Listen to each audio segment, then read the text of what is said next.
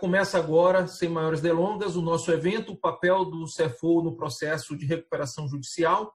A gente tentou trazer para vocês aí experiências diferenciadas, agradecer ao Luiz Antônio e ao Fábio, CFOs que têm aí larga experiência já lidando com RJ, né, de todos os lados, ao Tiago, que é do Taipa, e está na parte de originação, né, pegando às vezes empresas e tentando aí dar liquidez, trazendo crédito, e ao doutor Daniel Carne, o juiz, então, da primeira vara de falências e recuperação de São Paulo, né, do Tribunal de São Paulo, que também vai nos ajudar aí a conduzir esse evento, a conduzir essas discussões. Passando a palavra, então, ao nosso moderador, meu distinto e estimado colega Luiz, que vai com brilhantismo, com certeza, como faz sempre, fazer a moderação do nosso evento.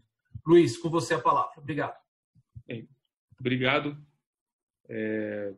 a todos os participantes, e acho que esse tema é um tema de extrema importância no momento e na realidade que o país atravessa. Então, um momento único.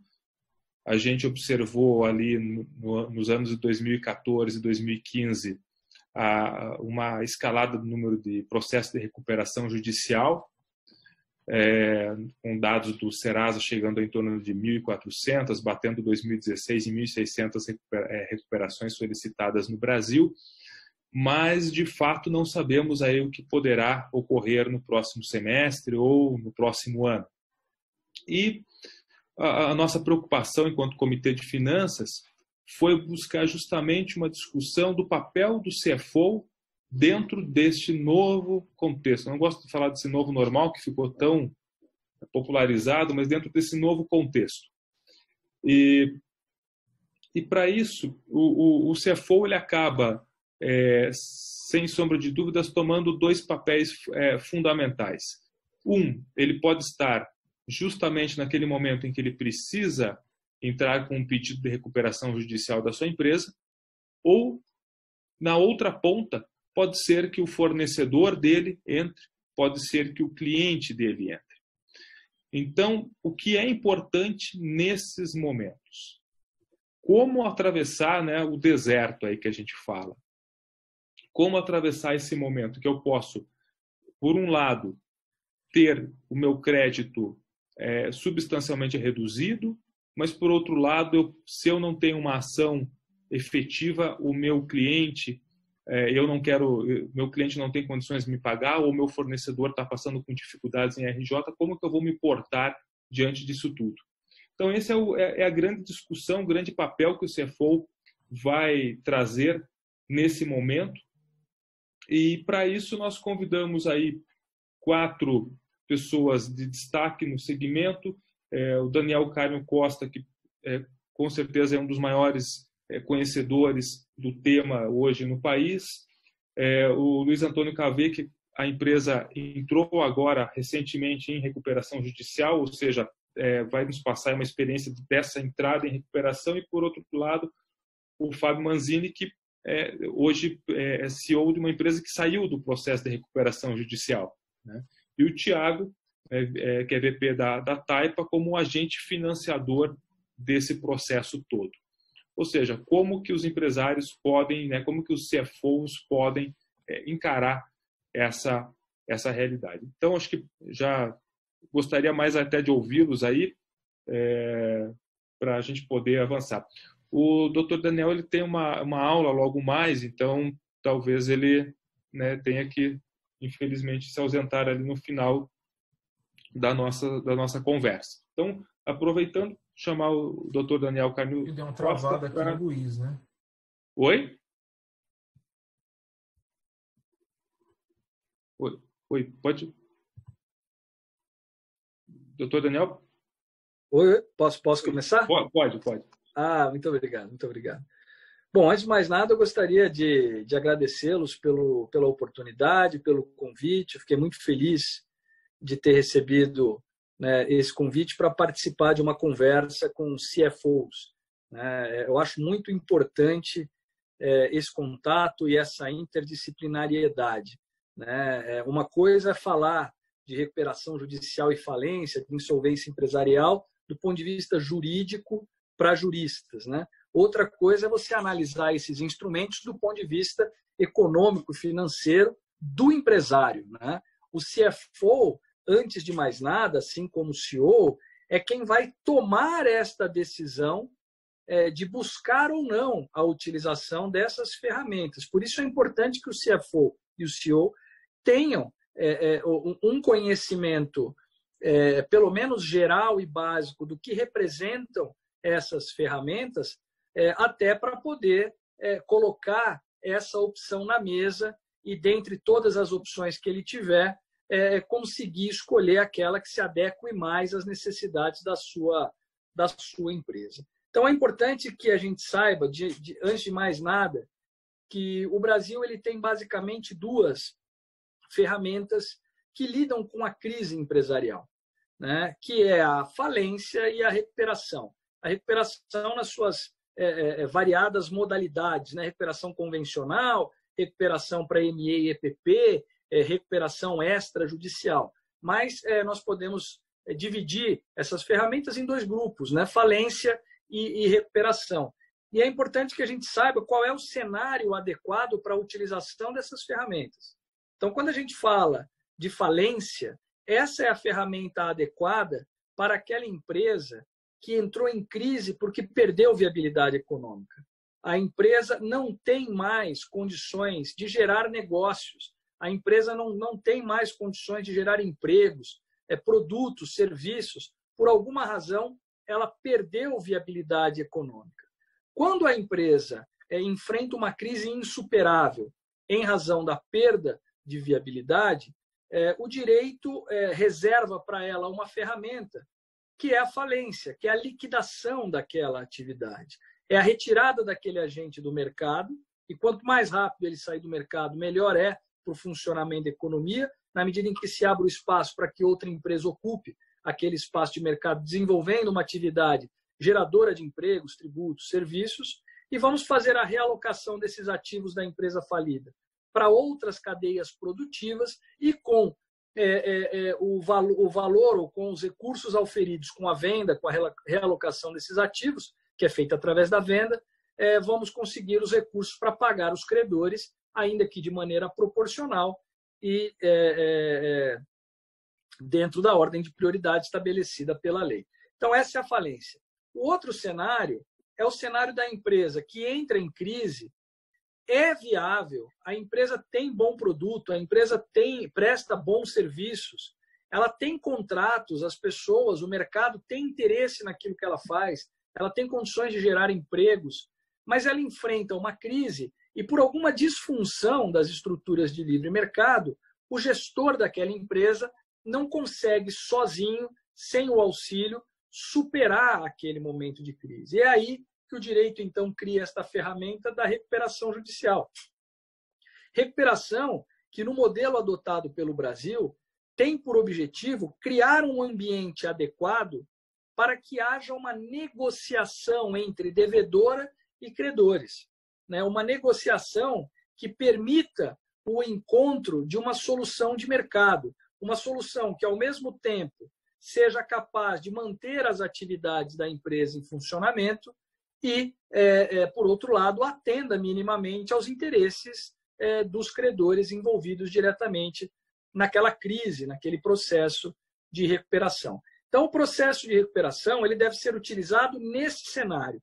Quando a empresa está em crise e o CFO, por exemplo, observa que ela está na iminência de se tornar insolvente, né, a empresa não terá condições de pagar as contas que estão por vencer em 2 meses, em 3 meses, em 4 meses, ou seja, há um desequilíbrio econômico-financeiro na empresa, né?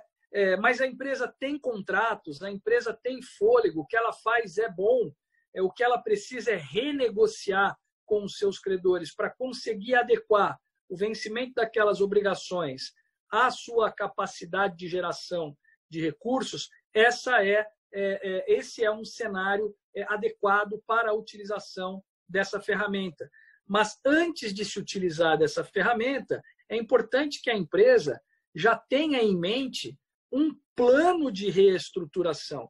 já tenha identificado quais são os problemas, aquilo que causa a crise da empresa, já tenha escolhido quais são as soluções para neutralizar aqueles problemas, e a recuperação judicial, na verdade, é um apoio para a implementação dessas soluções.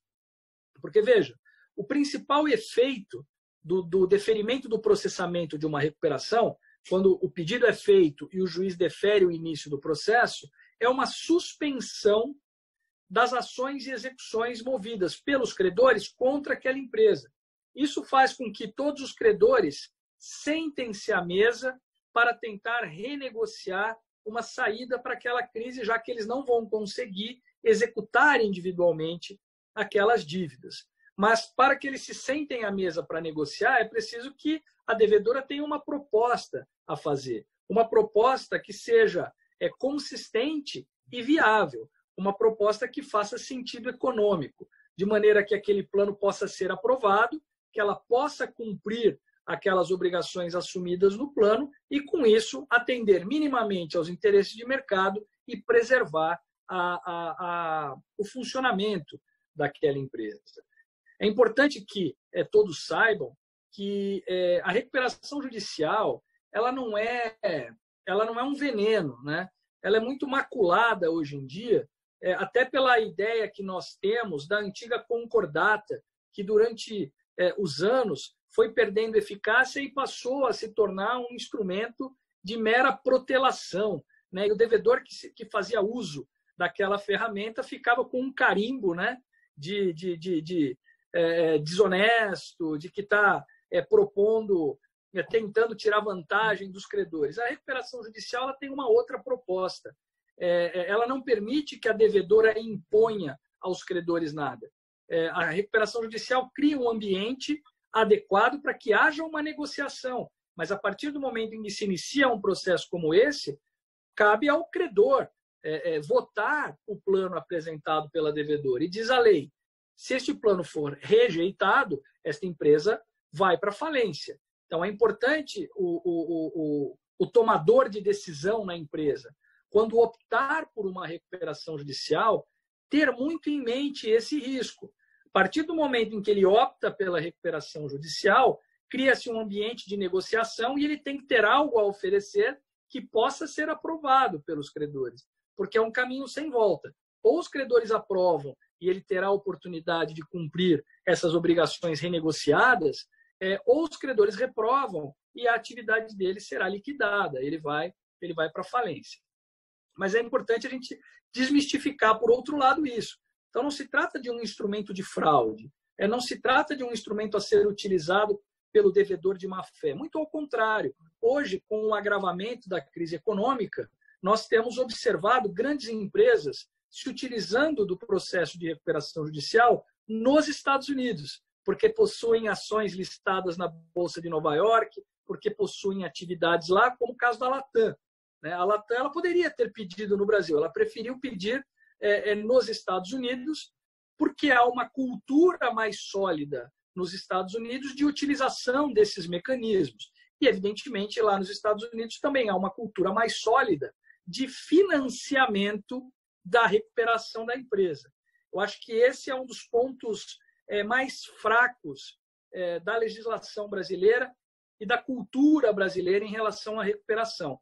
O CFO deve estar atento que no momento em que pede recuperação, ele perderá a possibilidade de financiamento bancário. Porque, de acordo com as regras do Banco Central, uma empresa em recuperação acaba sendo classificada como rating H, ou seja, ela passa a não ter mais, na prática, acesso a crédito bancário.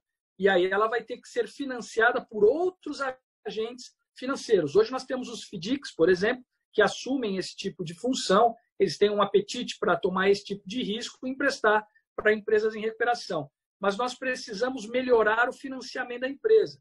Hoje, como a empresa não tem acesso a financiamento bancário e as opções de financiamento são muito restritas e muitas vezes mais caras, elas acabam se financiando pelos próprios credores, com a apresentação de planos mais agressivos, de planos que imponham prazos muito longos, de planos que imponham descontos muito grandes, o que acaba muitas vezes dificultando muito a própria aprovação do plano. Então, se nós tivermos alternativas de financiamento melhores, evidentemente teremos planos melhores e, evidentemente, teremos mais sucesso na recuperação dessas empresas. É isso, por exemplo, que essas legislações que estão tramitando hoje no Congresso Nacional, notadamente o PL 1397 de 2020, que trata das medidas emergenciais, e também o PL 6229 de 2005, que trata da reforma permanente do sistema, ambos estabelecem o Deep Financing, que é o financiamento da empresa em recuperação feito pelo próprio mercado, pelos próprios credores, dando a esses credores e a outros agentes financiadores segurança e garantias para emprestar para empresas em recuperação judicial. Justamente por isso que as empresas nos Estados Unidos pedem recuperação, para ter acesso a essas fontes de financiamento. Bom, tudo isso para dizer que é importante para o CFO, que vai tomar essa decisão de usar essa ferramenta, ou assessorar quem vai tomar essa ferramenta, que se deve haver uma preparação adequada para a sua utilização, né? Sabendo se avaliar os riscos da sua utilização, sabendo se identificar se o cenário de fato é o cenário para a utilização da recuperação e também tendo em vista de que maneira será feito o financiamento daquela recuperação. Se através de financiamento com FDICs, se através de uma negociação mais agressiva com os credores, o que coloca em risco a aprovação do plano, ou se através da venda de ativos, né, que também tem sido muito comum. Grandes empresas que têm ativos conseguem financiar a sua recuperação através da venda de ativos, que durante a recuperação se faz com bastante êxito, né? Esse é um ponto também de destaque para a recuperação aqui no Brasil. Talvez uma das poucas coisas que funcionem bem no Brasil na recuperação judicial é a venda de ativos, que se faz sem risco de sucessão. Portanto, o comprador se sente encorajado para fazer a aquisição daquele ativo pelo valor real que aquele ativo tem, sem o medo de se tornar responsável por todas as dívidas trabalhistas ou fiscais ou ambientais daquela empresa em recuperação, né? Então, esse é um outro ponto que o CFO deve estar muito atento. Fontes de financiamento, riscos do ajuizamento,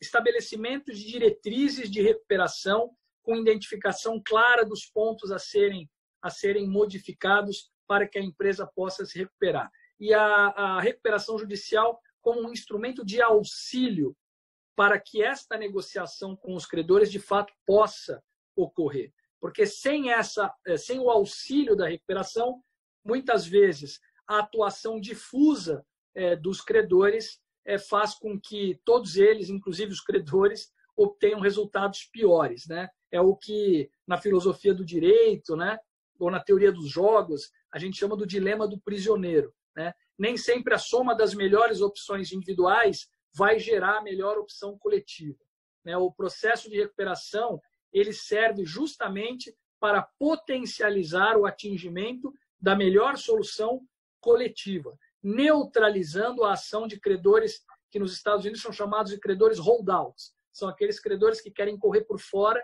são aqueles credores resistentes a uma negociação e que acabam colocando a perder todo aquele esforço de reestruturação da empresa. Então, acho que meu tempo acho que já deve ter se esgotado, eu tinha 15 minutos. Essas seriam, então, em breves palavras e largas pinceladas, as minhas considerações iniciais. E desde logo eu já peço desculpas, caso eu tenha que me ausentar um pouco antes do início, um pouco antes do término, né, desse evento, porque eu tenho aula na pós-graduação da FADISP, né, e por volta de 7h15 eu já tenho que estar lá na FADISP. Agora facilitado, né? Porque quando eu digo já tenho que estar lá na FADISP, seria que eu tenho que clicar um outro botão e abrir uma outra tela e eu já estarei lá na FADISP. Sem trânsito, sem deslocamentos, né? Tá aí uma coisa boa, né, que a pandemia nos trouxe, né? A conectividade, a possibilidade de potencializar e e tornar o nosso trabalho mais amplo, né? Pelo uso da tecnologia. Muito obrigado, Daniel, pelas palavras aí. Um bom panorama da RJ e da falência. E eu agora passaria a palavra para o Luiz Antônio, que depois, acho que vem bem com a fala do Daniel, que o Luiz Antônio está no início, né, do processo de recuperação judicial em uma empresa, ou seja, ele ali de fato sentindo as dores, né? Então, Luiz Antônio, mais conhecido como Tonico mesmo, né? Então, vamos, por favor, palavra aí.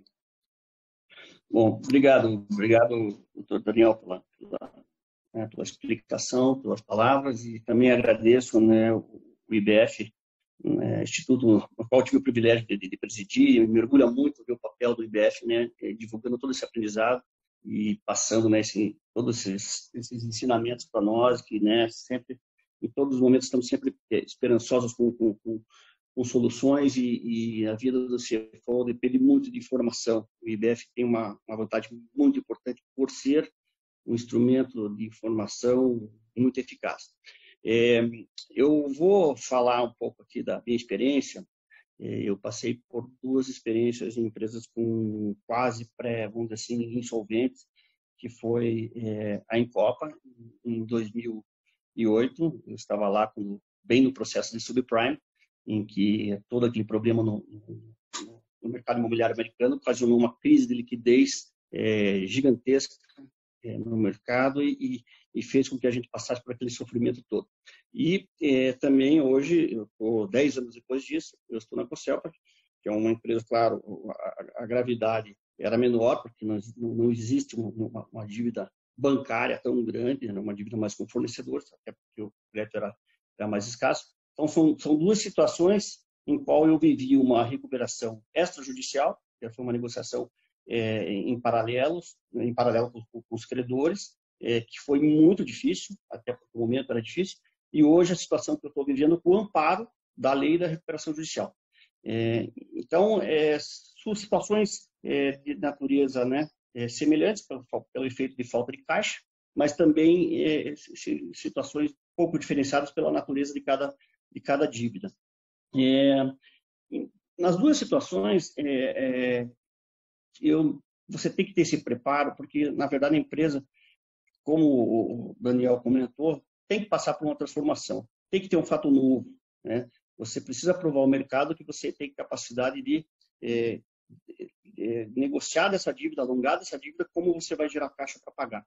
Então, sempre trabalhamos em 3 frentes. Isso você pode fazer com a ajuda de uma consultoria, né, que eles têm muita especialidade nisso, inclusive nossos amigos aí da Valp, conversamos muito sobre esse tipo de ação, como você fazer, como você vira o mercado com esse fato novo. Então, você trabalha em 3 frentes. Uma das frentes é a reestruturação da empresa. É muito importante você já ter dentro do teu plano como você vai fazer a reestruturação para começar a gerar caixa.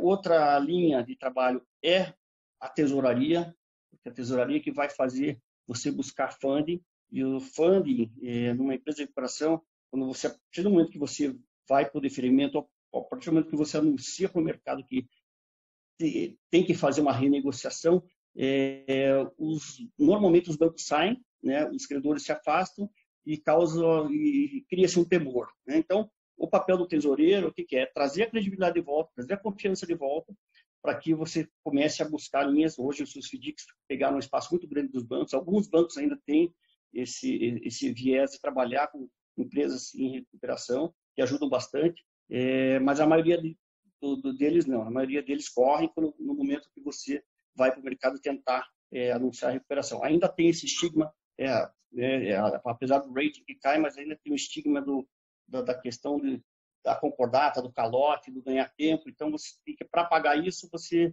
vai apagar resgatando a confiança.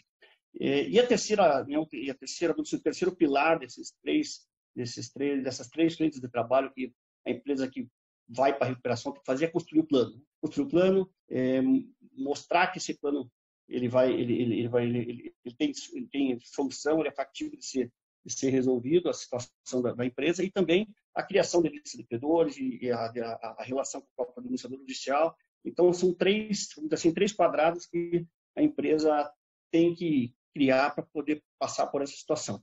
Na minha primeira situação, lá em 2008, a Encopa, a empresa que eu estava, tinha 1,5 bi de dívida, em reais, era uma dívida gigantesca, bancária, não devia nada para fornecedor.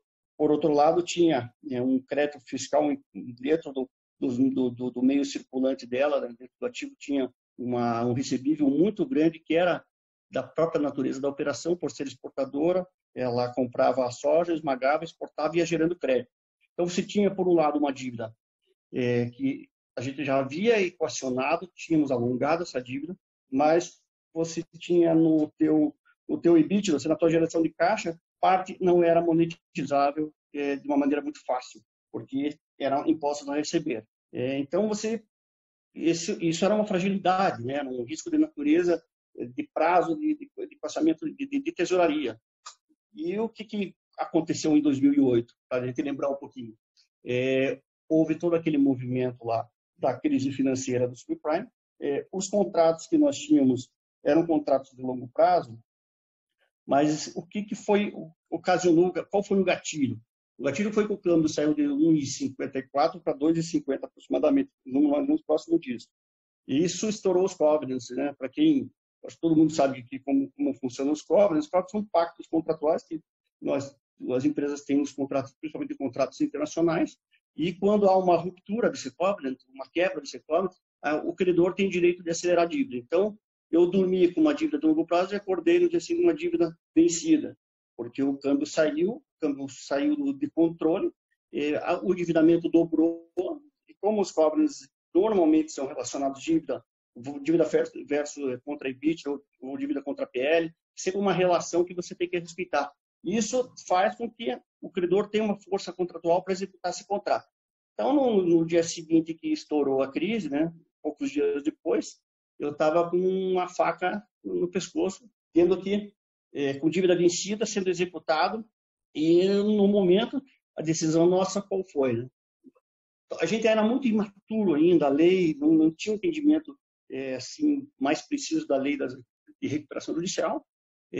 O acionista tinha ainda na cabeça que não queria ser um comportado, não podia entrar na cabeça dele ainda, a recuperação judicial não era madura o suficiente para ser um instrumento que vai te perpetuar, que vai te dar apoio, que vai equacionar, vai te dar a segurança, a blindagem para poder construir uma recuperação, ou seja, uma reconstrução da tua empresa. Não era um problema muito grave, porque o imposto, a gente foi trabalhando e construindo uma solução em paralelo. Os bancos realmente não, na época, normalmente os bancos são mais bélicos nesse tipo de situação. Comunicamos ao mercado que iríamos renegociar com a ajuda de uma consultoria chamada, na época era Deloitte, que nos ajudou, mas de uma maneira, tentando ser uma maneira um pouco mais branda, mas a reação foi muito negativa. A reação foi execução, e para segurar isso, sem ter uma recuperação, foi muito, muito difícil. Como foi feita a solução para poder tornar a empresa, não parar a atividade, continuar gerando emprego e perpetuar? Nós conseguimos fazer uma negociação comercial com uma empresa do Grupo Petrópolis, que tinha uma situação tributária de balanço bem ao inverso da nossa. Eles eram pagadores de impostos por ser indústria de bebida, então eles tinham uma necessidade de pagar imposto, e nós um crédito gigantesco de imposto no balanço, e gerando a cada dia mais gerando esse imposto. Fizemos uma operação na qual a cervejaria comprava a soja, remetia para a industrialização, nós devolvíamos o produto industrializado e eles exportavam. Eles foram acumulando créditos. Então, assim, a Encopa passou a ser uma industrializadora, como se fosse um contrato quase que de um arrendamento, mas era um contrato de industrialização. Passou a ter um recebível na qual conseguiríamos pagar o saldo bancário, mas foi insuficiente. Depois a empresa acabou tendo que formar um plano de recuperação. Foi muito sofrido, sangrou muito o patrimônio da família e dos acionistas. Então, foi uma solução que a meu ver, se a gente tivesse o instrumento da recuperação lá atrás, experiência própria, teríamos sido menos machucados, né? Essa é a visão que eu tive, né, desse processo lá de Incoal. Na situação de hoje,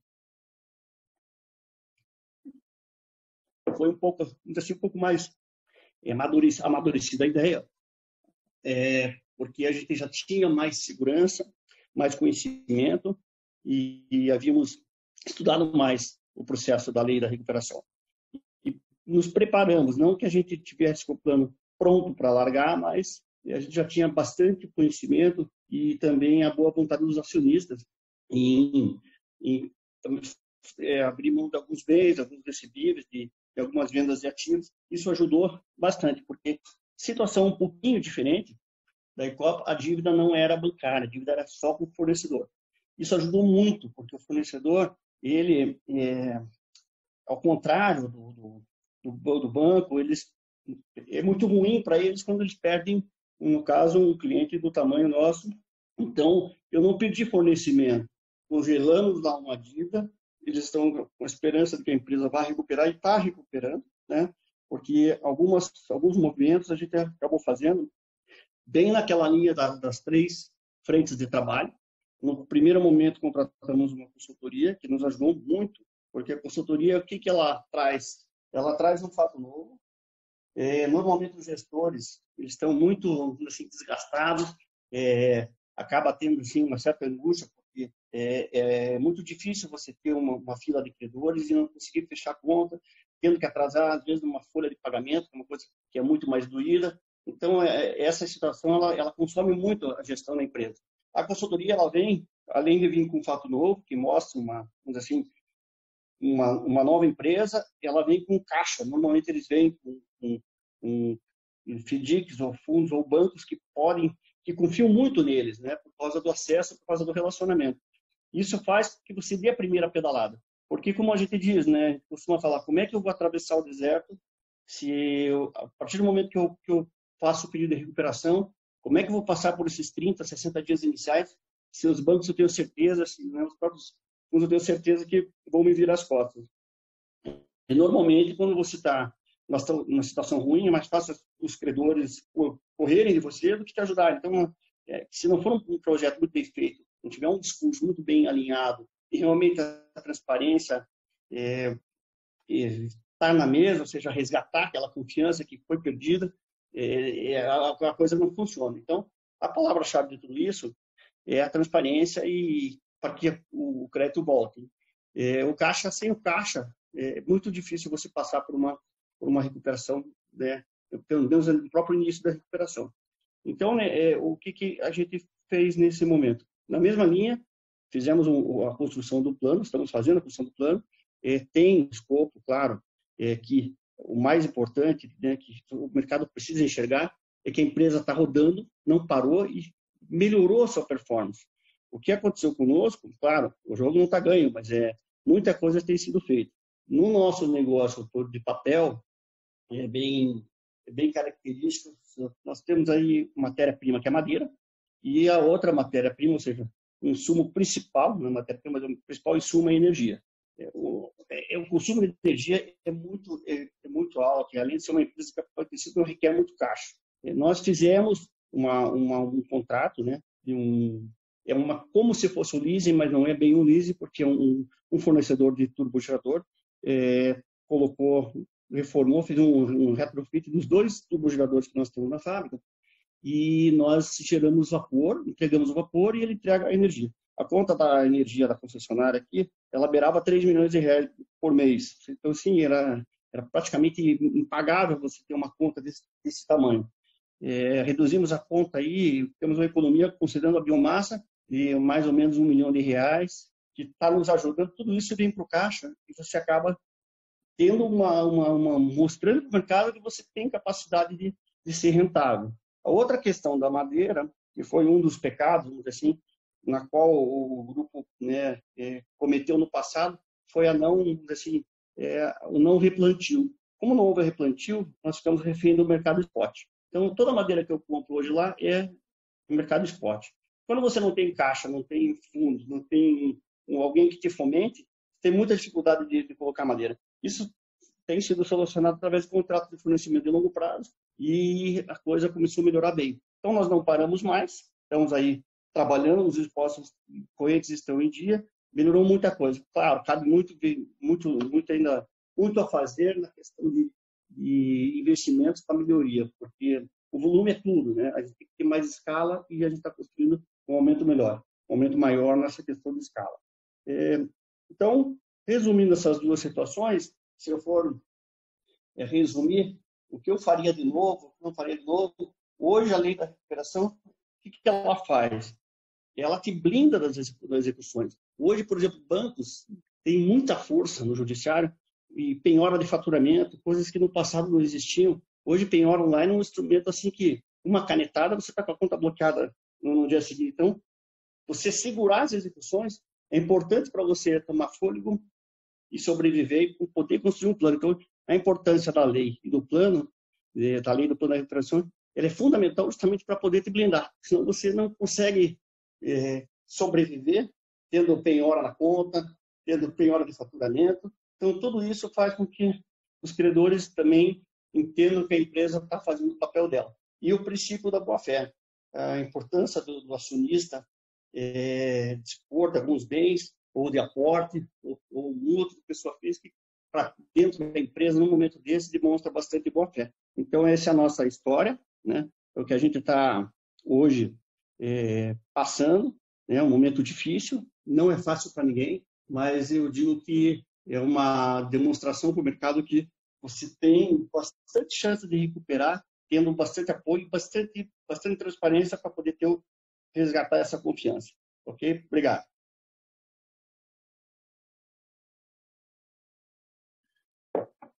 Bem, obrigado pela fala.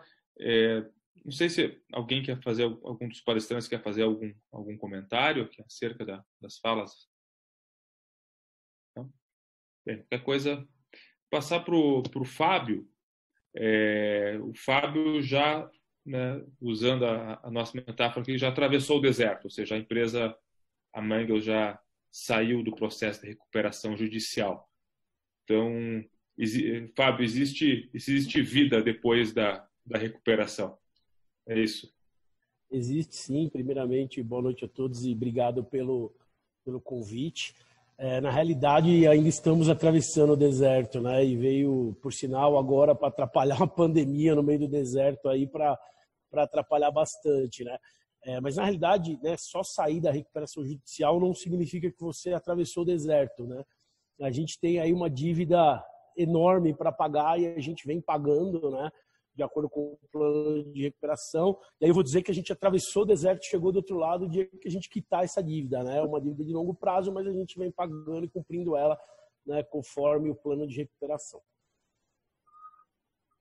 Eu vou separar aqui em dois tópicos, né? Primeiro a recuperação em si, a parte de negociação, e depois a parte de reestruturação, né? Diferente do meu colega Luiz Antônio, né? A Mangels não optou por consultoria, tá? Inclusive, quando a Mangels entrou em recuperação judicial, caía consultores de tudo quanto é lugar, tá? Inclusive, alguns deles chegaram a cobrar 50 milhões de reais pelo trabalho. Tá? Então, daí, né, o presidente, que é o acionista, o Robert Mangels, ele falou, poxa, não dá dessa maneira. E aí ele me chamou, eu era gerente de auditoria interna, para vocês terem uma ideia. Eu conhecia muito bem a empresa, eu estava lá há 2 anos. E ele falou, você não quer ser o CRO, né? Chief Restructuring Officer, né? E aí eu perguntei para ele, olha, se for para ajudar a Mangels, se for para ajudar você, eu topo, mas o que é isso, né? E aí ele me explicou que era uma espécie de diretor de reestruturação. Então eu montei o meu time, né? O meu time foi montado dentro da própria Mangels, com as pessoas da Mangels, tá? Eu não trouxe ninguém de fora, inclusive alguns tinham sido até demitidos por outros diretores e eu trouxe de volta. E a gente montou um time onde a gente enfrentava 2 frentes, né? A primeira frente é a negociação com os bancos e, ao mesmo tempo, reestruturando a empresa. Porque não bastava só negociar. Eu tinha que reestruturar, porque eu não tinha FDIC, a gente não tinha de onde pegar dinheiro nenhum.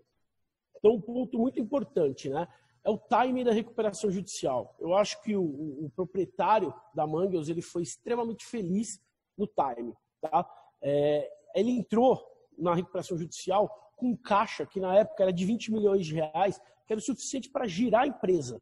Por quê? Quando nós anunciamos a recuperação judicial, e a dívida da Mangues era somente bancária, tá? Não devia, a Mangues até hoje tem CND, nunca deixou de ter, né, certidão negativa de débito, a Mangues nunca ficou devendo nenhum salário para funcionário, a Mangues nunca deveu para fornecedores, mas tem um problema, quando você entra em recuperação judicial, tudo que está a vencer, ela entra na conta da recuperação judicial. Então entraram aí na época, se eu não me engano, de cabeça aqui, uns 40 milhões de reais dos 500 milhões da dívida da Mangues dos fornecedores, que nós classificamos eles até como estratégicos. Tá? Por quê? É o fornecedor de alumínio, para quem não sabe, a Mangues é fornecedora, hoje no Brasil, ela é a maior fornecedora de roda de OEM para montadora, né? Trabalha com praticamente todas as montadoras, exceto com uma que gosta muito da China, né? O restante a gente trabalha com todas. E a Mangues é a maior distribuidora, maior fabricante de botijões de gás também do Brasil. Tá? Talvez muita gente não saiba disso. Então, o que nós fizemos? Né? Nós simplesmente, né, com esses 20 milhões de reais, a gente conseguia girar, né, o mês da empresa, porque todo mundo cortou o crédito. Eu brinco que onde a gente tinha 20, 25 dias de prazo de pagamento, não é que vira à vista, vira menos alguma coisa. A gente tem até um slide, quando eu faço muita palestra também sobre a recuperação judicial, que diz que o prazo de pagamento era menos 2, para vocês terem uma ideia. Né? Hoje a gente tem um prazo de pagamento, né, antes da pandemia, um prazo médio de pagamento de 28 dias sem despesa financeira. Isso foi, a palavra é transparência. A gente sempre foi posicionando todos os fornecedores, posicionando todos os clientes a respeito de tudo que acontecia na Mangues. Tá? E principalmente as asiáticas, tá? O nosso maior cliente é a Toyota. Então a Honda e a Toyota, eles têm a parte asiática ali, né? Os japoneses, eles gostam muito da palavra, né? E eles confiaram muito na Mangues. Ninguém nunca ajudou a Mangues financeiramente, mas ajudaram não tirando o pé dos projetos. Então nós continuamos ganhando projeto, negociando a dívida e reestruturando, tudo ao mesmo tempo, né? Eu brinco que a gente entrava nas reuniões com os bancos, né? O Fabiano, que é o gerente financeiro, deve estar até aqui nos ouvindo, entrava eu e ele com um estilingue, e os bancos com canhão, fuzil, sabe? Era difícil demais de negociar, né? Era um negócio, assim, incrível, a ponto de falar assim, cara, se você quebrar a Mangues, você está quebrando uma empresa de 2.000 funcionários no sul de Minas, que você, sabe assim, você vai causar um transtorno gigante ali para aquela região, né?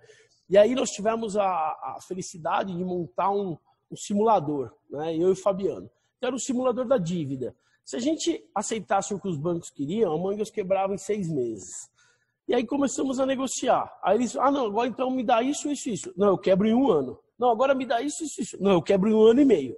Então, assim, eu tenho a ordem do dono da empresa que se é para quebrar em 1 ano, quebra agora. Né? A gente quer o quê? Continuidade. E continuamos.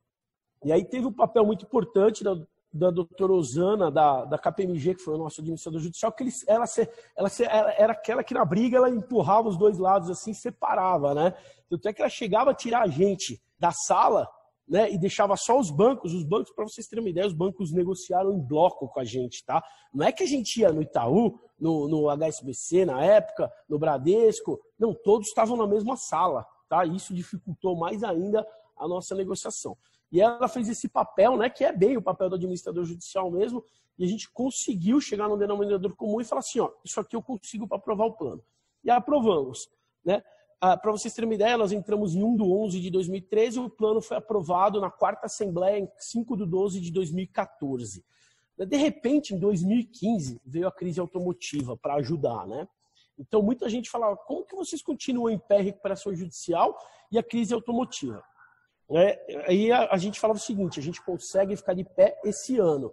Na hora que acabar a nossa carência, a gente não consegue mais. O que nós fizemos? Pedimos um aditivo do plano. Tá? Então, nós conversamos um pouquinho antes, né, com o juiz, ele falou, tá, adimplente? Tá, tudo bem, vai em frente. Então, nós fomos em frente. E aí, passamos 1 ano inteiro dentro de todos os bancos, sendo extremamente transparente. Tanto é que depois nós tivemos uma única assembleia e esse aditivo ele foi postergada a dívida, o indicador melhorou, ou seja, tudo melhorou para a gente, para dar um fôlego para a gente poder sim se reestruturar de vez. Tá? E aí, né, fizemos toda a lição de casa no dia 15/3, como eu brinquei um pouquinho antes com vocês, a doutora Osana ligou para a gente e falou, Fábio, vocês querem sair da recuperação judicial, né? E eu ainda brinquei e falei, nossa, mas tem quem não quer, né? Por incrível que pareça, tem muita gente que não quer mesmo, né? E eu falei, claro que eu quero, daqui para frente é tudo que a gente mais quer, daqui para frente é com a gente. Então, tudo que tinha que ser feito de reestruturação nós fizemos, que eu vou falar um pouquinho aqui, após a fala aqui da recuperação judicial, e agora é com a gente. A lei já nos blindou, já nos protegeu o que ela tinha que proteger. Então, agora a empresa está na nossa mão e nós vamos tocar a empresa, para vocês terem uma ideia. Nós entramos em RJ com EBITDA de 4,9 milhões, tá? Mangues é uma empresa pública listada em bolsa, então isso que eu estou falando é público. Detalhe, esses 4,9 tinha desoneração da folha, se eu tirasse a desoneração da folha seria zero, né? E o ano passado, 2019, nós fechamos com EBITDA de 65 milhões, tá? 12% da receita líquida. Nós tivemos um apoio muito grande de todos os nossos clientes também, foi muito bacana isso. Todos os fornecedores, para vocês terem uma ideia, agora em fevereiro, antes da pandemia, nós quitamos todos os fornecedores. E nós fizemos um evento, um mini evento, com esses fornecedores, eram 20 fornecedores, e nós entregamos uma plaquinha de agradecimento para cada um. Tá? Então, isso foi muito bacana, e são fornecedores pesados, tá? Uzi Minas, empresas, sabe, a CBA, da Votorantim, empresas muito grandes, tá? E a gente fez essa homenagem para eles, porque sem eles eu não estaria aqui contando história, né? Contando o caso real da Mangues. E voltando um pouquinho para os consultores, a gente optou por não contratar consultores, exceto o tributário. Tá? O tributário, nós tivemos a assessoria do Mangi, do Renato Mangi, que assim, para a gente foi fantástico nessa parte tributária da recuperação judicial, e o restante de reestruturação foi tudo a gente que fez. Então, falando um pouquinho de reestruturação, o que nós fizemos? Nós definimos 7 pilares. Né? O primeiro é a estabilização da crise. Implantamos controles rígidos. Tá? A gente tinha um sistema péssimo dentro da Mangues, um software, e a gente implantou o SAP. No meio do furacão, a gente estava implantando o SAP e conseguimos negociar e continuar implantando. O SAP nos ajudou muito. Tá? Reduzimos muito custos, mudamos uma coisa primordial na reestruturação. Você mudar a cabeça das pessoas. Nós mudamos a cultura das pessoas. Eu vou dar 2 exemplos para vocês incríveis. Né? Tudo passava por mim e, aliás, passa até hoje. Tá? Eu aprovo tudo dentro da Mangues. Então vinha um engenheiro e falava assim, eu preciso de alugar um carro da Fiat. Eu falava, mas por quê? Tem 10 Gols na frota? Não, porque eu não posso entrar na Fiat com um Gol. Né? Aí eu falei pro cara, tá bom, pega o Gol, para lá fora e chama o seu contato e entra com o seu contato. Quer dizer que se a gente fechar uma venda para a Ferrari, eu vou alugar uma Ferrari para você ir na Ferrari? Né? Então, isso era verdade, tá? Aí a outra me ligou e falou, olha, você recusou a minha lapiseira Pentel 07 marrom, né? Eu falei, olha, a Mangues dá caneta Bic e lápis. Se você quiser uma caneta Pentel, uma lapiseira Pentel 07 marrom, você compra. Né? Então, tudo isso é cultural, tá? E a gente conseguiu mudar isso. Hoje eu não tenho mais o menor problema com isso, tá?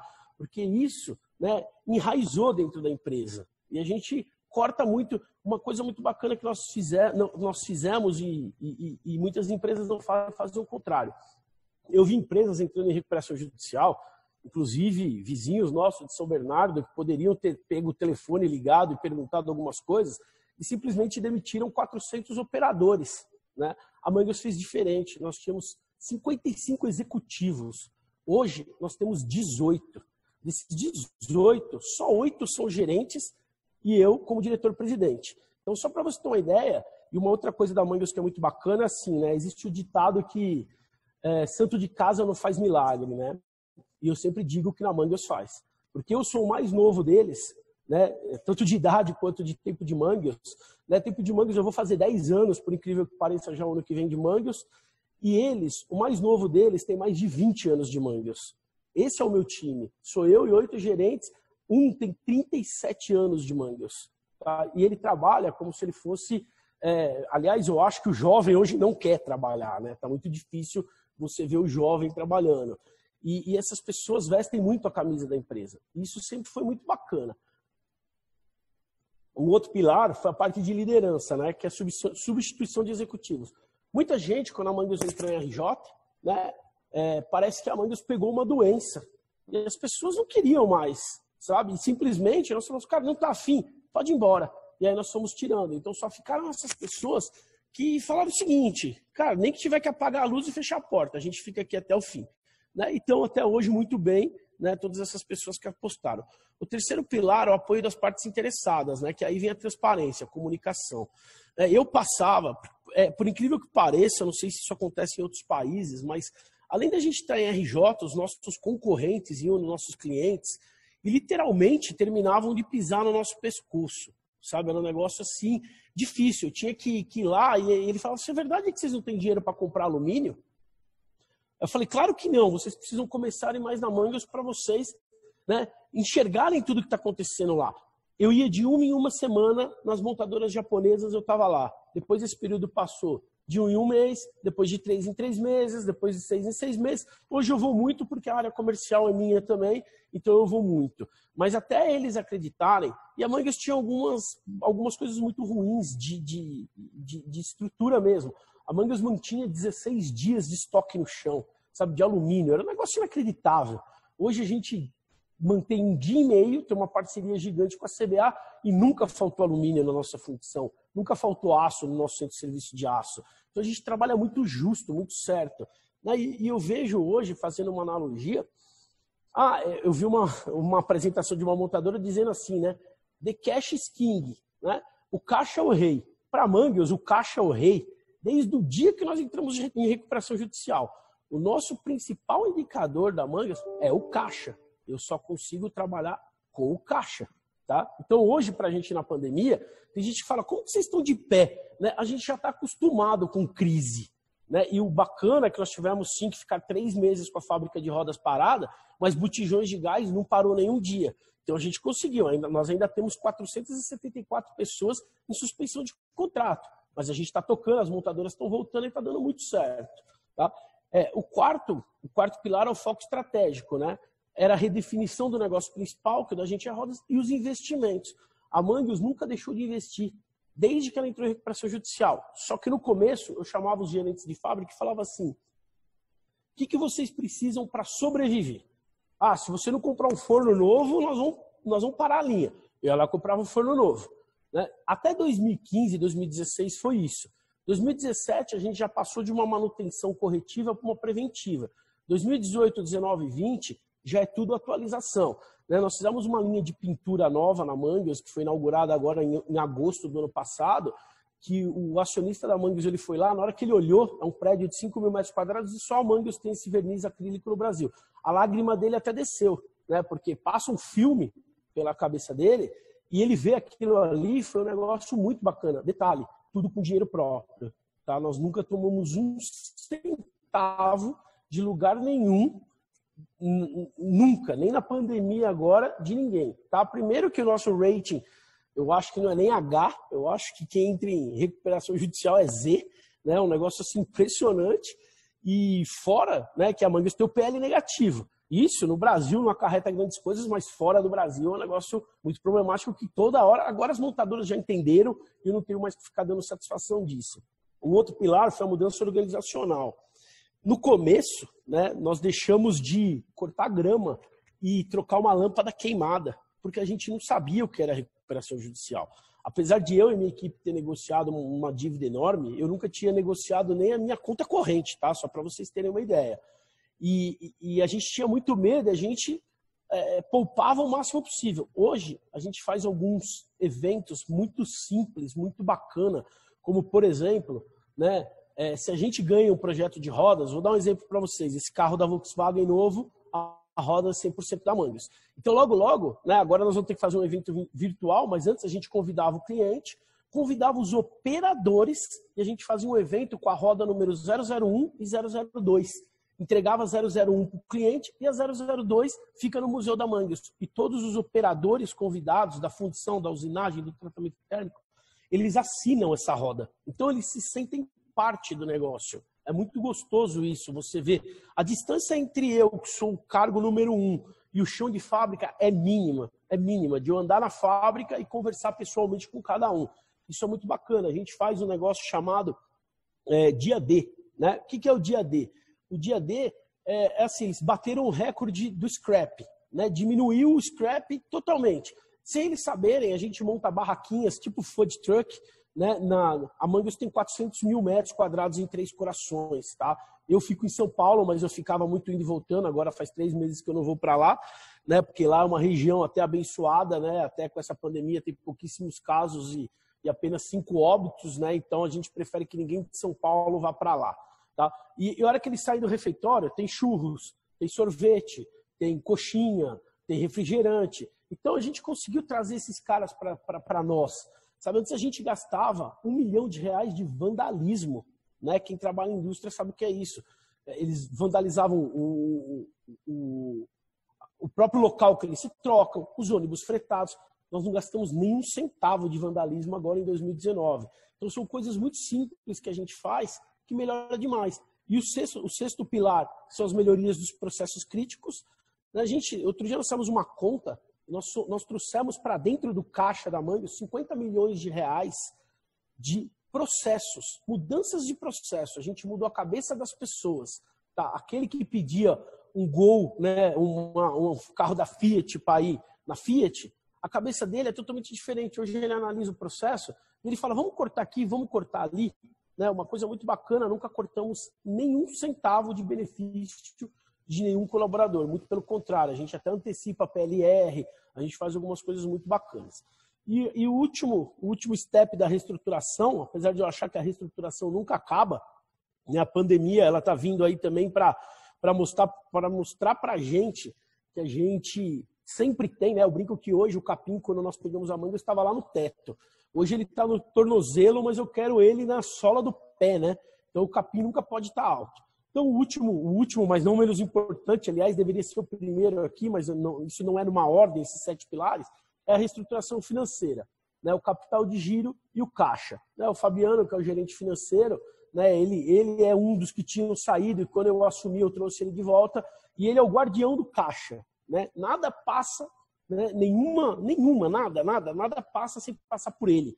Tá? Nenhuma despesa, nenhum custo, absolutamente nada. Então ele é o cara que fala, olha, dá ou não dá, vai apertar ou não vai apertar. Então hoje a gente tem, né, e se não fosse essa pandemia, né, a gente iria beirar aí praticamente os 70, 80 milhões de reais de EBITDA.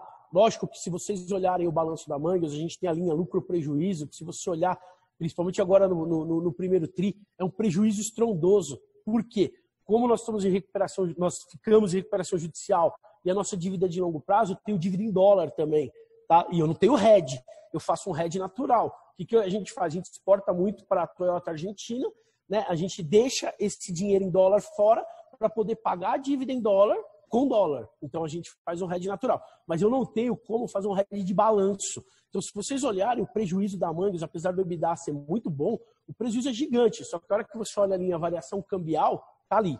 O problema tá ali. Só que como a nossa dívida até 2006, o que acontece? O dólar sobe, o dólar cai, o dólar sobe, o dólar cai. Se hoje a gente fosse fechar esse razonete, a gente estaria perdido, né? Então a gente precisa esperar o dólar recuar lá até 2026 para poder ter um equilíbrio.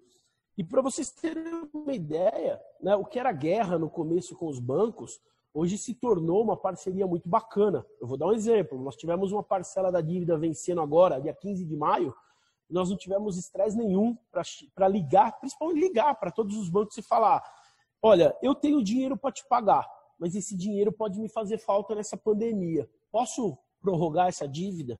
Todos eles prorrogaram agora para julho, né? Prorrogaram 2 meses, né? Todos eles. E agora vão prorrogar por mais 2 meses. Teve banco, né? Porque assim, eu não posso prevalecer, né? Tá aí o doutor Daniel que não me deixa mentir. A Mangues não pode privilegiar nenhum cliente, nenhum fornecedor, né? Nenhum credor. Mas o credor pode, né? Falar, não, me paga, vou dar um exemplo. Tem um banco da Amazônia e falou, não me paga nada em 2020. Joga essa parcela para 2021. Aliás, ele diluiu no plano até 2026, tá? Só para vocês terem uma ideia.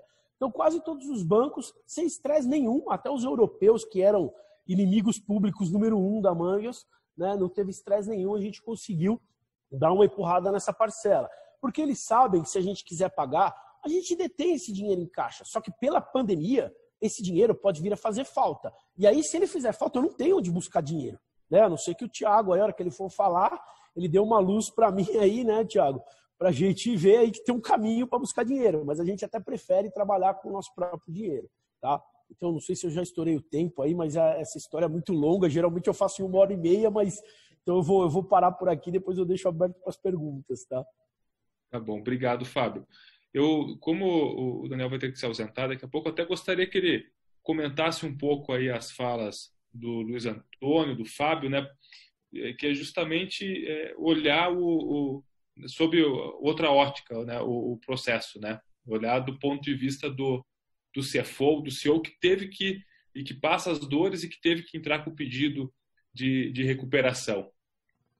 Eu gostaria de destacar alguns pontos que eu achei importantíssimos, tanto levantados pelo Luiz Antônio, do ponto de vista de uma empresa que se encontra nesse processo de recuperação, quanto também levantados pelo Fábio, do ponto de vista de uma empresa que já tem plano aprovado, que já saiu da recuperação e que está na fase aí de cumprimento. O primeiro é a questão do time.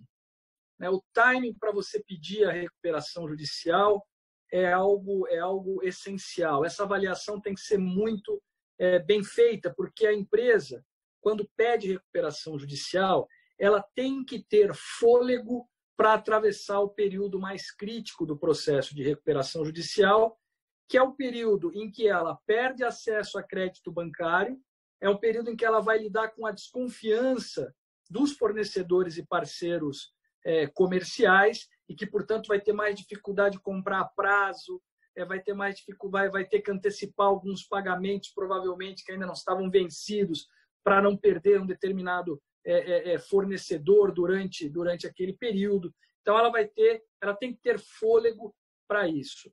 E aí, esta primeira parte do processo de recuperação é basicamente um trabalho de reconquista dessa confiança.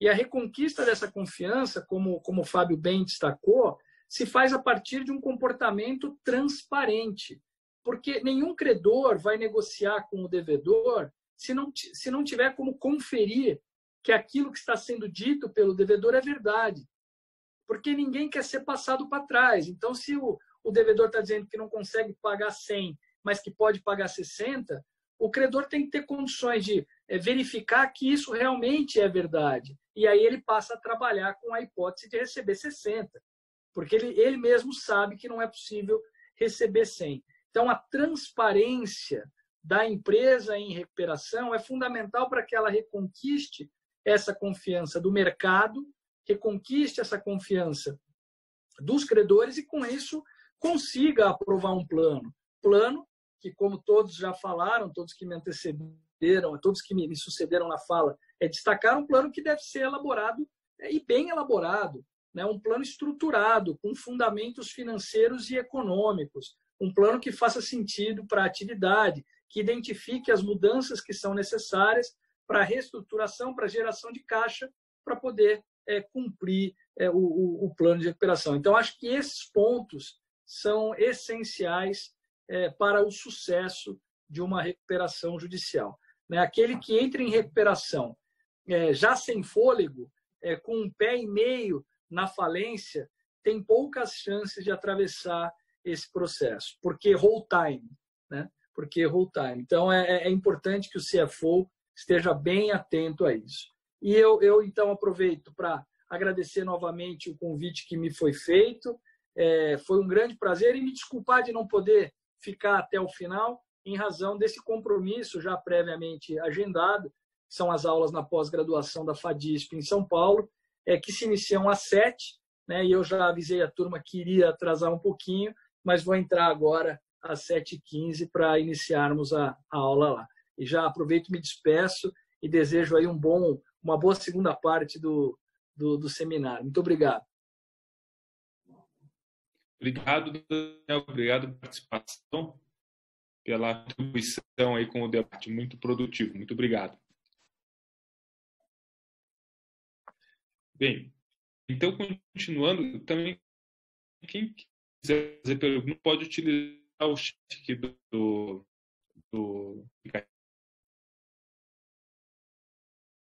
quem quiser já começar a colocar ali algumas perguntas, no final eu já posso depois repassar isso para os palestrantes.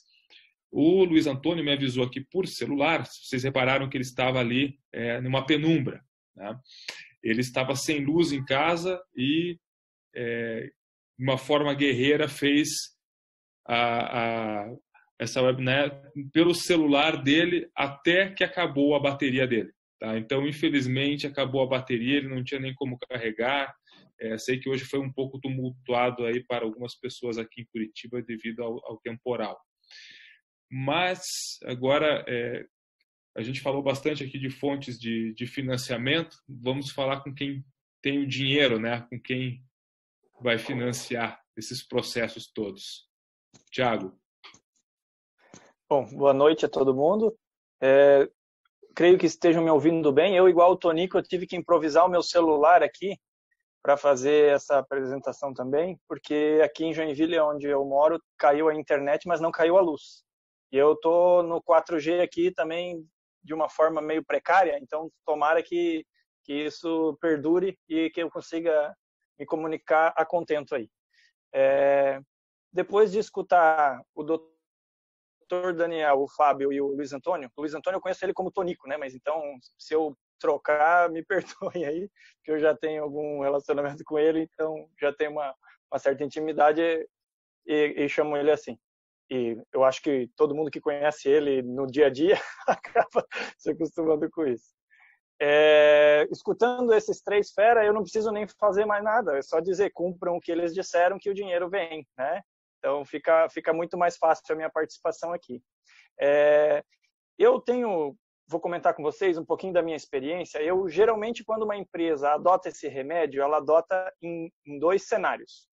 O primeiro cenário é quando ela vem carregando uma dívida, um endividamento, margem negativa, PL negativo, igual comentou o Fábio, e chega a um ponto onde ela não consegue mais sozinho, e até o Dr. Daniel ressaltou, onde ela não consegue mais sozinho equalizar todos esses credores. E aí ela precisa do auxílio do judiciário, e o remédio é realmente a recuperação judicial. A recuperação judicial, quando ela iniciou, ela era muito mais mal vista do que hoje, né? Hoje ela já é um remédio mais comum, as pessoas já foram se acostumando com ela e já existem várias alternativas. Muito a se melhorar, né? Mas já existem vários players que entendem esse momento e, inclusive, apoiam durante esse momento, como é o caso da Taipa, onde eu atuo, né? O segundo cenário para a empresa que entra em RJ são os cenários adversos de mercado que a gente não consegue controlar. Por exemplo, a pandemia agora, onde você tem uma queda muito abrupta de faturamento e não existe um planejamento estratégico no mundo que eu veja, é muito raro tu ver lá num planejamento estratégico uma situação nesse cenário, né? Tu contar que vai acontecer alguma coisa onde o teu faturamento vai cair 90%. Por exemplo, no setor têxtil, alguns comércios, né? Vários aí exemplos que os CFOs que estão nos ouvindo com certeza estão vivenciando. Tem casos que despontam, mas, né? Então, casos adversos onde a empresa vai ter que se reinventar, porque o negócio delas, na pandemia, ele deixa de ser como ele era antes, e aí ela precisa desse remédio judicial, que é a recuperação, para se reinventar, para repensar o seu modelo, e aí não tem como se preparar muito, né? O tempo de preparação é muito mais curto.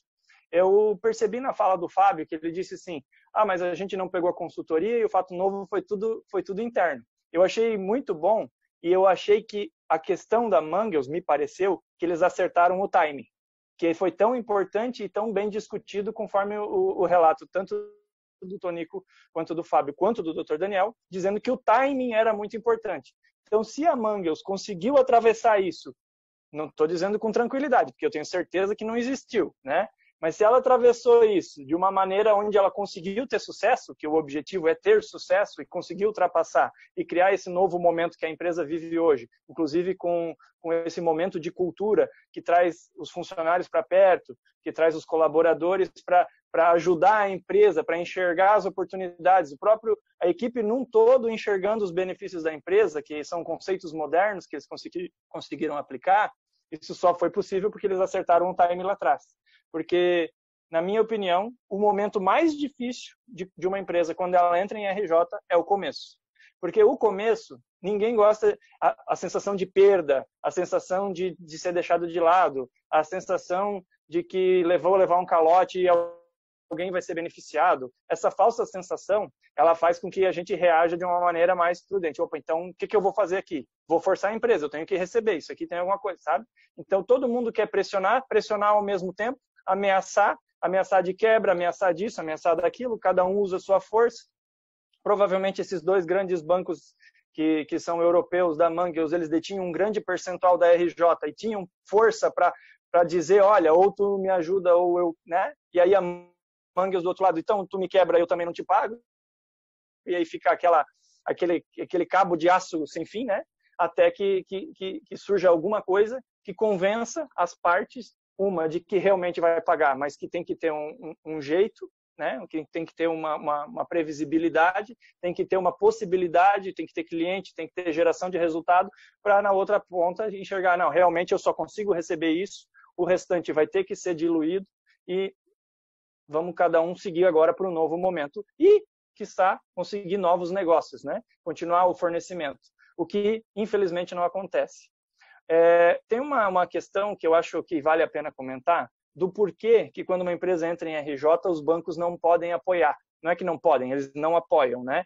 O Fábio comentou isso, o Tonico comentou isso, e o próprio Dr. Daniel falou que a negociação com bancos vira um estresse sem tamanho. O que acontece é que tem a normativa do Bacen acerca desse assunto, diz que quando a empresa atinge o rate H, ou Z, como diz o Fábio, ela entra num nível de PDD é provisão de devedores duvidosos, que qualquer operação que o banco faça com aquela empresa naquele momento, mesmo que o banco não tenha nenhuma dívida com aquela empresa, ou que aquela dívida ficou sujeita a RJ e ela vai ser novada, ela deixa de ser uma dívida vencida e passa a ser uma dívida a vencer, toda e qualquer negociação que o banco fizer com aquela empresa vai direto para a despesa no balanço e reduz o resultado já na ponta, mesmo que sem estar vencido e mesmo sem, né, mesmo sem ter de fato sido inadimplida. Então ela tem esse impacto.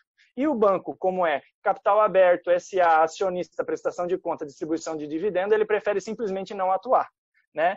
Aí fica aqui a esperança de que essa nova legislação e esses novos estudos que estão acontecendo, eles levem em consideração esses fatores. Porque, como o Dr. Daniel bem comentou, nos Estados Unidos existe um financiamento específico para essas empresas que entram nesse nível de dificuldade. Quando aqui no Brasil o que acontece é que simplesmente se espanta essas empresas, né? Tu afasta elas dessas grandes linhas. E vem, com isso, uma das grandes dificuldades que o próprio Fábio comentou, que é como é que eu vou fazer o investimento agora para a minha empresa ressurgir, para ela renovar e conseguir, né, encontrar um novo espaço dela de mercado. Porque ele bem falou que no primeiro momento, o que eles fizeram? O que eu não posso viver sem? O que faz eu quebrar se eu não tiver? É um forno? Então vamos comprar esse forno. Não se pensa ainda em prevenção, nem em atualização, e nem em ganhar escala, nem em redução de custo nesse primeiro momento. Então, BNDES, bancos de desenvolvimentos regionais, grandes bancos que tenham linha de investimento, tudo isso desaparece. E a empresa só conta com o próprio caixa e, eventualmente, uma ou outra situação de venda de ativo e aí compra de maquinário, alguma coisa assim, em casos mais esporádicos. Como o próprio Fábio falou, em termos de orgulho, ele se orgulha de que com o próprio caixa eles conseguiram comprar. Só que se ele conseguisse uma linha de longo prazo, com um juros bem acessível, que o Brasil hoje busca esse nível de acessibilidade de juros com essa redução da Selic a um patamar histórico menor da história do Brasil, né? Então ele teria acesso a linhas muito interessantes e ficaria muito mais capitalizado, né? Então, o que faria talvez ele fazer novos investimentos, buscar novos mercados, buscar novas coisas. Então, o endividamento ele não é uma coisa ruim, ele pode ser usado estrategicamente como uma coisa boa, né? Então, esse é o ponto inicial do porquê que os bancos não atuam, né? Então, a solução para isso é criar um mecanismo que aí vai ser via lei. No Brasil tem que ser criada uma lei que beneficia e procure atender esse tipo de situação, né? Como eu também comentei, fora essa parte toda, o começo é sempre o mais difícil, porque a empresa naquele momento ela sofre a pressão dos funcionários, porque muitas vezes rescisões, salários atrasados de alguma forma ou algum benefício pendente, ele entra na recuperação judicial e o funcionário ele tem muita dificuldade para entender que aquilo foi uma situação necessária, inclusive aquilo é uma classe necessária para que o plano tenha, para que a empresa tenha a sua recuperação na sequência, né? Então, o plano ele geralmente tem a classe dos garantias reais, os funcionários e os credores quirografários gerais lá, que esses três em si, cada um tem a sua classe e os seus votos, e os três em conjunto é que decidem a sequência da empresa. Então, o colaborador ele vai ter um papel importante lá na frente. Algumas soluções que eu vejo para a empresa que entra em recuperação.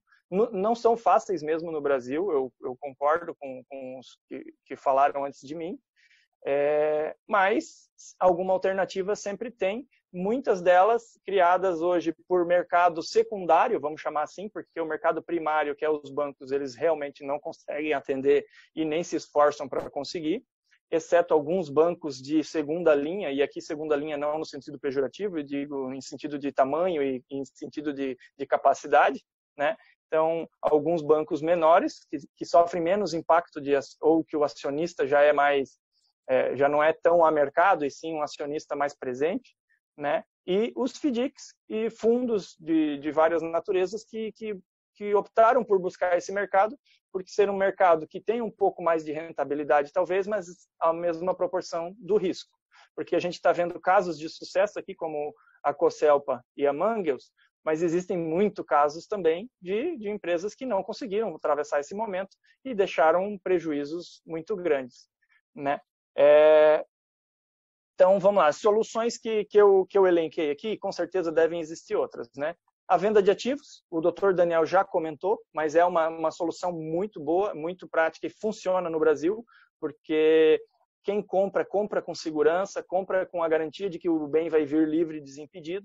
Muito se faz aqui também naquela operação de vender a fábrica para se alugar, investidores, muito embora às vezes difícil de se conseguir, mas por conta de quem compra ter dúvida sobre a capacidade de pagamento da empresa, mas é uma operação que eu já vi acontecer várias vezes e que tem um bom respaldo de caixa para a empresa. Operações de desenhos com fundos de investimentos, que é o caso que eu mais atuo, e eu aqui digo até que o que mais combina com esse cenário é uma operação desenhada especificamente para o caso, porque nenhum caso é igual ao outro. O Luiz Antônio lhe comentou que ele trabalhou em duas empresas de recuperação, a Incopa e agora na Cocel. Cada uma teve um cenário diferente, com endividamentos diferentes, com necessidades diferentes. Então, não adianta um banco ou qualquer player chegar com um desenho pronto de produto de prateleira e dizer, para ti aqui é desconto de duplicado, para ti aqui é fomento à produção, para ti aqui é câmbio pronto ou operação dolarizada ou operação de hedge ou qualquer coisa. Aqui é carta fiança, é seguro garantia. Todas essas operações que existem e são de prateleira nem sempre cabem e são ideais para aquela empresa. Então, ela tem que avaliar qual é o cenário que ela está inserida e buscar parceiros para conseguir encontrar a melhor solução. E aí, aqui que eu digo o papel relevante da consultoria, que talvez o Fábio conseguiu fazer, porque ele tinha uma equipe multidisciplinar que conseguiu identificar todos esses pontos, e ele criou 7 pontos ali de focais para atuar, que seria o que a consultoria iria fazer. Então, ele teve uma consultoria, só que foi deles mesmos, né? Foi da equipe interna mesmo que estava preparada e soube elencar esses pontos, e soube criar esse fato novo, e soube identificar onde eles precisavam agir para criar o fato novo que o mercado precisava para que a empresa pudesse recuperar, né? Deixa eu ver o que mais aqui que eu preparei. Como é que eu entendo que deve ser analisado uma empresa em recuperação judicial? Se eu analisar balanço ele é uma das ferramentas que se usa hoje para análise de crédito, né? O balanço ele é um retrovisor. Eu sempre vou estar olhando a empresa para trás. E se eu olhar para trás, o Fábio mesmo disse, quer olhar meu PL é negativo, quer olhar meu lucro líquido é prejuízo, quer olhar o Tonico também é a mesma situação. Então não adianta eu olhar para trás da empresa e achar que ali vai gerar o crédito dela. Eu tenho que olhar para frente. Quem são os clientes dela? Os clientes dela vão continuar comprando? Os concorrentes, quem são? O que eles vendem? Eles vendem mais barato? Eles estão muito na frente em tecnologia? Eles estão muito lá na frente e podem pegar o meu mercado facilmente? Ou eu tenho algum diferencial? Ou meu diferencial é só preço? Porque se for só preço, a chance de eu quebrar é muito, muito grande. Então, eu tenho parcerias estratégicas com esses meus clientes. Esses meus clientes valorizam o meu produto, eles entendem a minha necessidade, eles querem continuar comprando de mim. É o que o Fábio falou, que ele ia toda semana lá na montadora, tá aqui, vamos, tô conseguindo. Olha só, não é só o balanço aqui, tá vendo? Eu tô conseguindo produzir, eu tô te entregando o material a contento, tá vendo a qualidade? Eu tô conseguindo manter. Enquanto a concorrência estava lá dizendo, olha, eles estão quebrados, cuida para não comprar deles que eles vão quebrar, cuida que não sei o quê. Então, para falar mal, sempre vai ter muito mais gente do que para ajudar, né? Então, eu acho que vale a pena esse tipo de atenção aí. Eu gosto também muito das parcerias, quando a empresa, que ela vai entrar em recuperação judicial, ela chama os credores para conversar e pede a ajuda dos credores antes de qualquer plano de votação ou da elaboração do plano. Eu tive até uma experiência com o Luiz Gustavo, a gente sentou para conversar na mesma vez, um dia. Tiago, eu tenho essa empresa aqui, ela está em recuperação e a gente precisa bolar um plano que funcione, que ao mesmo tempo agrade os credores e que resulte numa aprovação logo ali na frente. E ele pediu para a ajuda do credor, que naquele caso eu era credor da empresa, para desenvolver uma cláusula, naquele momento a gente chamou de cláusula de credor parceiro, né? Que ajudou a empresa a enxergar uma oportunidade para aqueles credores que gostariam de continuar fornecendo para a empresa, que gostariam de manter a sua presença na empresa, o seu fornecimento, e, por conta disso, terem um certo benefício. Isso tudo é previsto, é legal, é possível, né? Mas a empresa chamar e se aproximar dos credores e pedir o auxílio dos credores para quando ela enfrentar essas dificuldades, eu acredito que também é um ponto que agrega muito valor e é muito bem visto. E eu acho muito difícil um credor que participou da construção do plano, ele depois, na hora de votar, ele votar contra, né? Seria até uma incoerência. Então, você traz ele para perto, você traz ele para junto, né? E consegue construir aí uma coisa nova. Eu não sei como é que eu estou de tempo, mas eu acredito que deu, né, Luiz? Não sei. Não sei se você... Eu vou concluir só então. Eu acho que, então, em resumo, o timing, que foi já muito comentado, eu só vou ressaltar, o timing ele é primordial, saber qual é o momento. A preparação, porque não adianta você entrar na recuperação achando que ela vai ser a salvação. Se ela não for bem estruturada, ela pode ser a quebra, pode ser o próprio fim da empresa, né? A falência. Buscar parcerias estratégicas e com desenhos mais focados nessa área. Tem muita empresa de consultoria com foco em recuperação judicial, muito advogado com especialização em recuperação judicial e muita experiência sendo distribuída aqui gratuitamente pelo Fábio e pelo Tonico, que são extremamente valiosas e que podem usar como benchmarking nas empresas, né? E mais, buscar os fatos novos que você vai ter para apresentar ao mercado para convencer que a sua empresa vai ter sucesso e ela vai conseguir passar por esse momento e vai atravessar esse deserto para chegar do outro lado. Ok, obrigado, Thiago. Eu acho que eu vou pegar um gancho aí numa fala do Thiago, que ele apontou 2 movimentos fundamentais, né, para você identificar ou saber se o timing está correto ou não. Primeiro é o cenário adverso, que aí foge um pouco até de qualquer competência nossa, mas o segundo é a questão de margens, né, de dívida alta, de PL, que ele falou que são os próprios indicadores financeiros da empresa. E daí tem uma pergunta aqui, pegando um gancho nisso, a pergunta do Fernando Balotin, que é uma pergunta para o Tonico e para o Fábio, se quais foram aí os indicadores econômicos e financeiros, e se eles foram importantes ou não para a tomada de decisão da entrada de recuperação judicial, quais foram e como eles operaram naquele momento?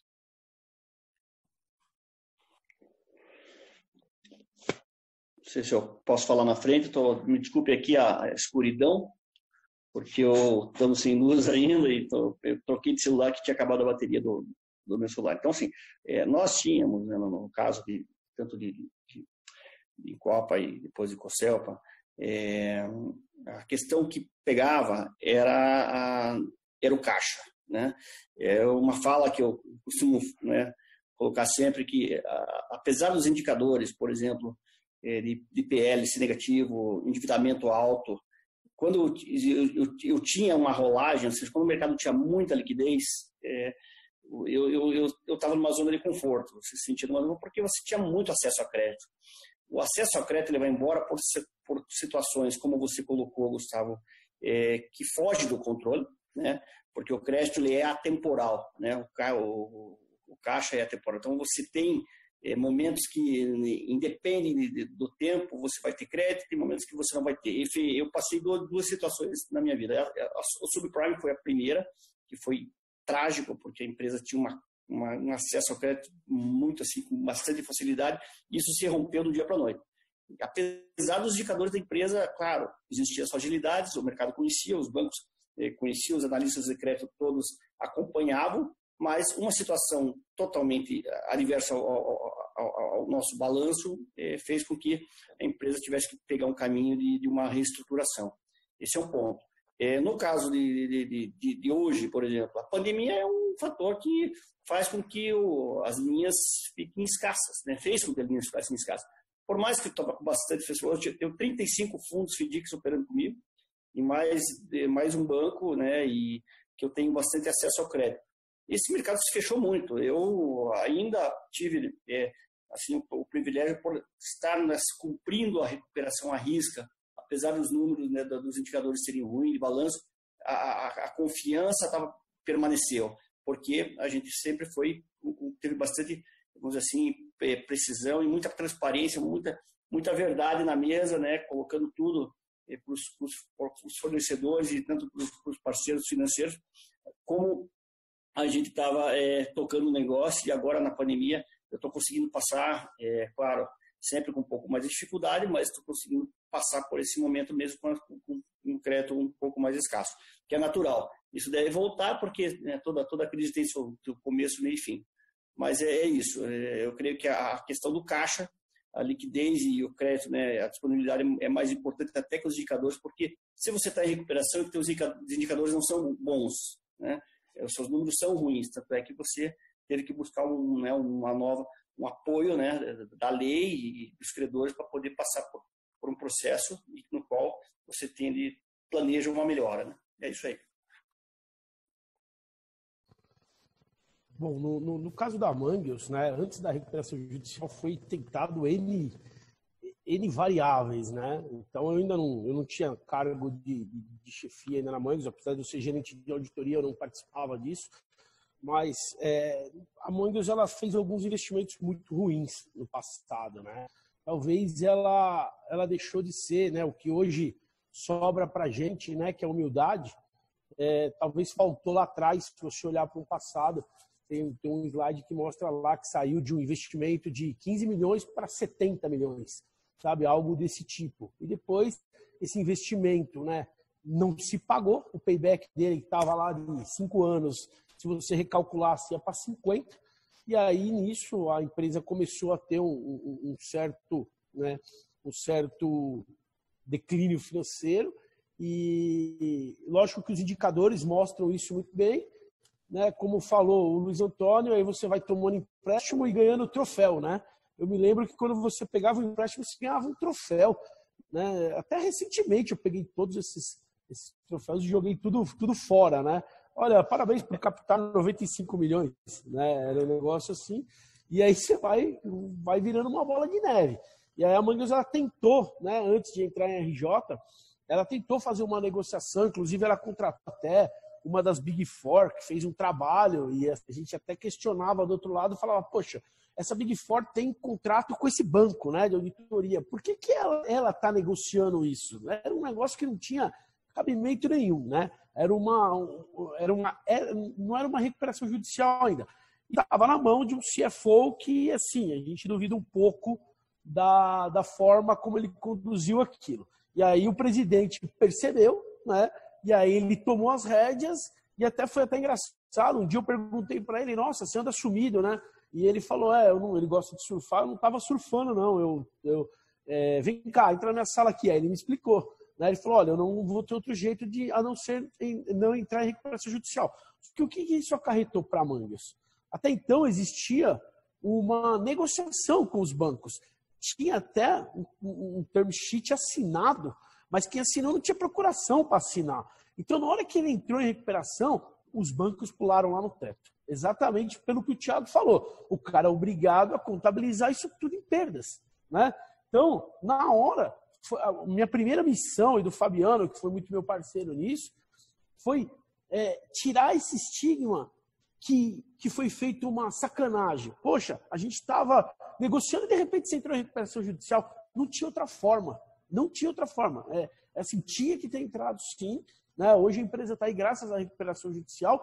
Nós conseguimos quebrar esse muro com os bancos, explicamos, os bancos entenderam e a partir daí a gente conseguiu ter um relacionamento melhor, começar a negociar, mesmo na recuperação judicial.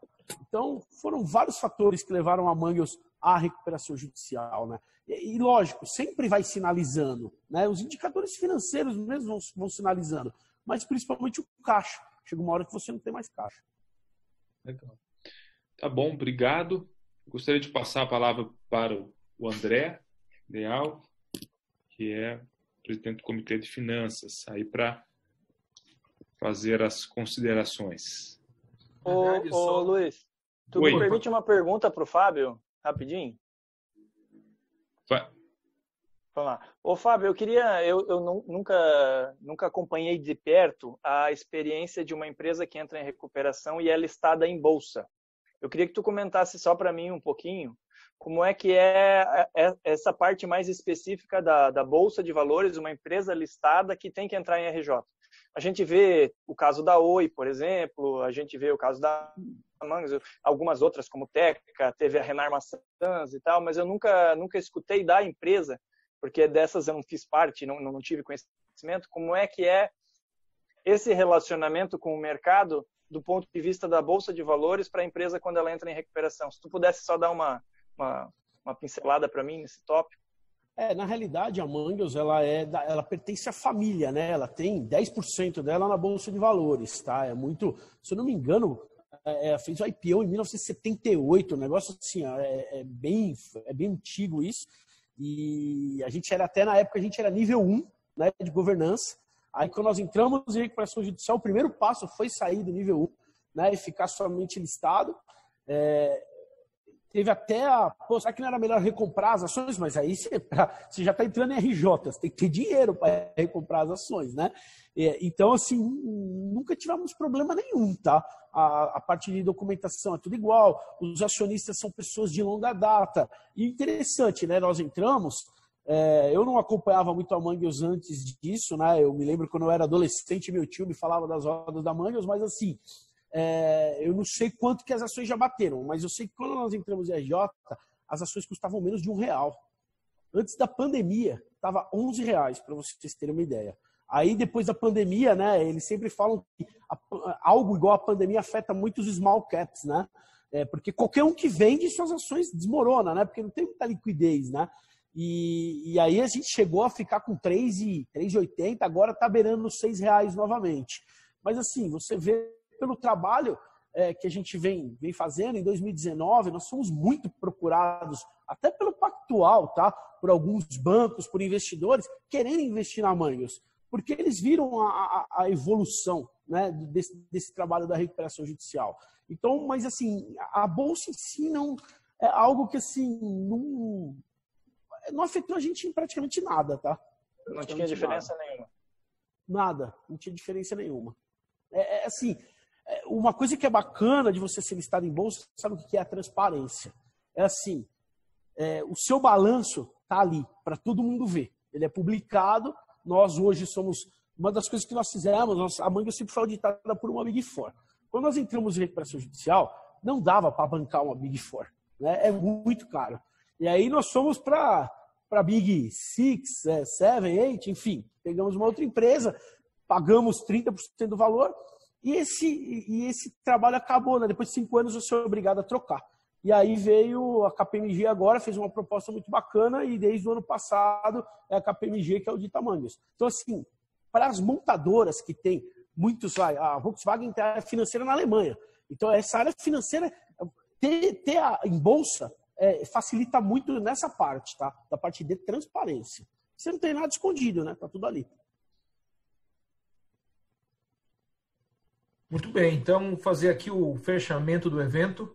Acho que agradecer aí o Thiago. Assim, Thiago, o nosso evento, esse evento aqui tem muito a nossa cara do comitê. Ele é muito prático, né? Então, obrigado pelos pontos que você trouxe aí. Obrigado por estar aí plugado no 4G, né? E não correu aí desse desafio. Obrigado. Agradecer também ao Fábio, ao Tonico. Isso daqui, Luiz, é o que a gente chama de CFO raiz, né? Porque é bom ser CFO. Tem que ser CFO raiz para estar na frente de um RJ e acho que performando com vocês. Também obrigado aí, Tonico, pela vela, né? Deixou até mais romântica a tua participação aí, né? O Tonico é aquele cara que não foge de desafio mesmo, né? Porque RJ é webinar na vela, então é muito bacana, acho que ter vocês dois como exemplo de profissionais que conseguiram fazer isso acontecer. Também deixar aqui registrado o nosso agradecimento ao doutor Daniel, que nos brindou não com juridiquês, mas com a questão prática mesmo da RJ, né? Sendo enfrentado como instrumento, de fato, um instrumento que para permitir a empresa atravessar aí o seu calvário de iliquidez para voltar a cumprir a sua função social. Então, obrigado a todos que participaram até essa hora. E a gente, no segundo semestre, tem mais eventos do Comitê de Finanças, a data provável no final de novembro. Mais uma vez, obrigado aos nossos ilustres palestrantes. Obrigado, Luiz, você também por ter conduzido aí, ter moderado esse evento. Até a próxima, gente. Muito obrigado a todos. Tchau, boa noite. Obrigado. Obrigado, boa noite a todos. Até mais.